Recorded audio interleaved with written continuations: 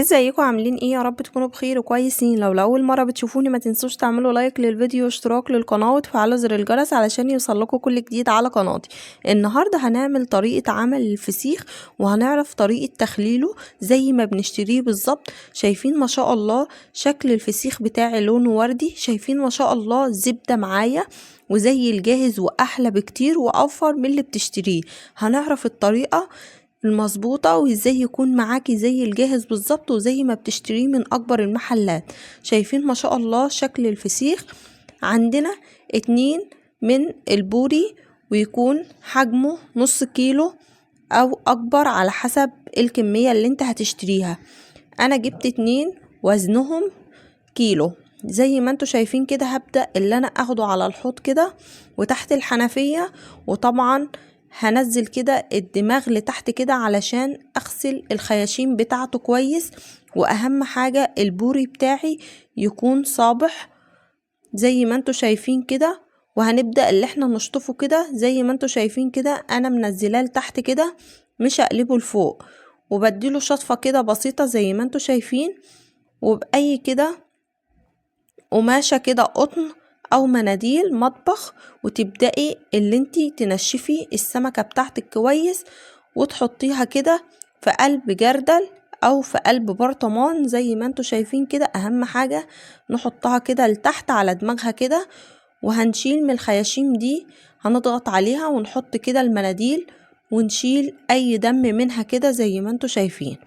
بعد ما سبته 6 ساعات او 8 ساعات هجيب 5 معالق كبيرة من الملح الخشن، الملح الرشيدي، وهحط عليهم نص معلقة صغيرة من الكركم وهقلبهم مع بعض كده. وهبدأ اخد السمك بتاعي كده وهبدأ اللي انا انشفه كويس جدا من المية. اعرف منين ان السمكة بتاعتي صبحة؟ لما تكون الخياشيم بتاعتها لونها احمر غامق كده، يبقى كده السمكة بتاعتي طازة. وتكون القشر بتاعها مش بيشال بسهولة، يبقى كده طازة معايا. هبدأ بعد كده بعد ما نشفته كويس هاجي كده على العظمة اللي في النص كده اللي ماسكة السمكة واضغط عليها افصلها عن السمكة. وبعد كده هبدأ اضغط ضغطتين كده على جنب السمكة، وهبدأ اجيب كيس واملي الخياشيم كويس جدا بالملح وارش رشة من الملح في قلب الكيس. وابدأ اللي انا ابسطر كده باللزق السمكة كده في اول كيس زي ما انتوا شايفين كده. وكده الملح بتاعه مظبوط، ما هيكونش ان هو حادق معاكي، هيكون الملح بتاعه مظبوط. وهبدأ بعد كده اخد في اكياس والف كل سمكة في كيسة. لما تلفي كل سمكة في كيسة احلى بكتير ومش بينزل مية خالص. وهنشوف في الاخر، هنشوف كمية المية اللي نزلت قد ايه. ببدأ ألف كويس وافضي أي هواء، أهم حاجة أفضي أي هواء من السمكة ومن الأكياس كده زي ما انتوا شايفين. بلف حوالي 5-6 لفات زي ما انتوا شايفين كده. وطبعا هحطه على صينية وهبدأ كل يوم أقلبه على الجنب التاني. يعني النهاردة قلبته على الجنب ده، بكرة هقلبه على الجنب التاني لمدة 12 يوم.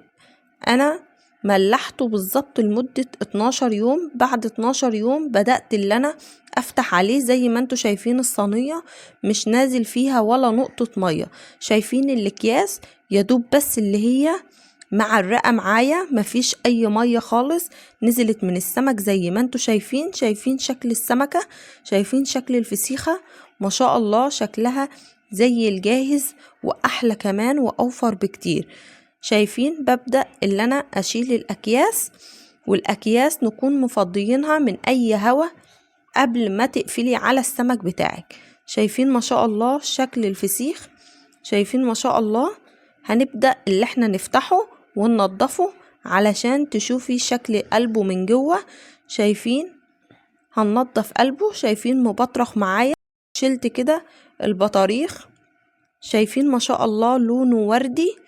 شايفين ما شاء الله هو كده مش بدمه، هو كده اللون المظبوط بتاعه وكده علشانه لسه جديد ومش قديم والمفروض يتاكل وهو جديد كده. شايفين ما شاء الله شكل الفسيخة بعد ما نضفتها، شايفين شكل قلبها من جوه. الفسيخ زبدة معايا بمعنى كلمة زبدة.